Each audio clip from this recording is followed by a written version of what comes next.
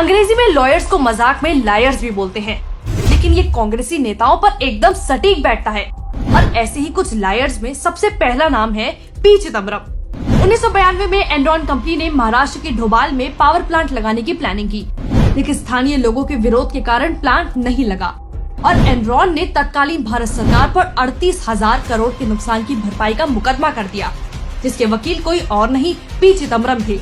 सोचिए, एक भारतीय नागरिक होते हुए भी क्या आप अपने देश के खिलाफ केस लड़ेंगे?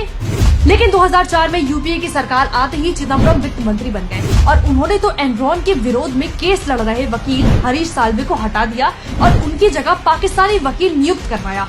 सोचिए, यूपीए सरकार को पाकिस्तान के सिवाय कोई और वकील नहीं मिला, जिसके बाद सरकार केस भी हार गई और वकील की 1400 करोड़ की फीस के साथ साथ सरकार को एनरॉन का मुआवजा भी भरना पड़ा।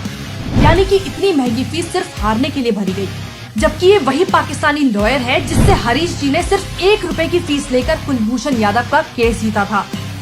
अभिषेक मनु सिंघवी भ्रष्टाचारियों से कांग्रेसियों का पुराना नाता है, इसलिए वो अपनी पार्टी ही नहीं दूसरों की पार्टी के चोरों का भी बचाव करने में पीछे नहीं रहती। कांग्रेस के वरिष्ठ नेता और वकील अभिषेक मनु सिंघवी इन दिनों शराब घोटाले में लिप्त मनीष सिसोदिया के वकील के तौर पर केस लड़ रहे हैं, जिसके लिए आपने उन्हें करीब 25 लाख फीस के तौर पर दिए हैं। एक ऐसे इंसान का बचाव करना जो स्कूल खोलने की बजाय ठेके खोल रहा था, सरकारी राजस्व को नुकसान तो पहुंचा ही रहा था, सामाजिक नुकसान भी पहुंचा रहा था। लेकिन अभिषेक मनु सिंघवी को कोई शर्म या पछतावा महसूस ही नहीं हुआ।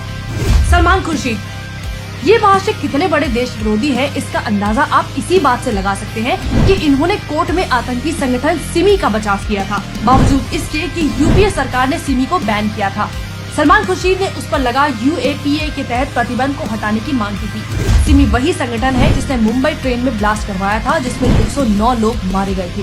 वैसे जब इसके पास कोई केस नहीं होता तो ये हिंदुओं की आस्था को ठेस पहुंचाने के लिए हिंदुत्व की तुलना आईएसआई या बोको हरम से करता है।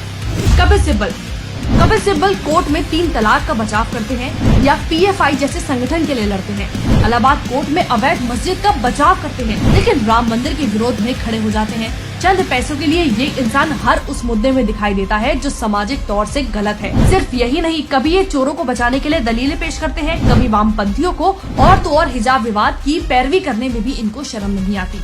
इससे साफ है कि कांग्रेस चाहे सत्ता में हो या सत्ता से बाहर, उसका एक ही असूल है, हमेशा देश विरोध, गलत का साथ देना, तो चाहे देश को इससे कितना ही नुकसान क्यों ना पहुंचे।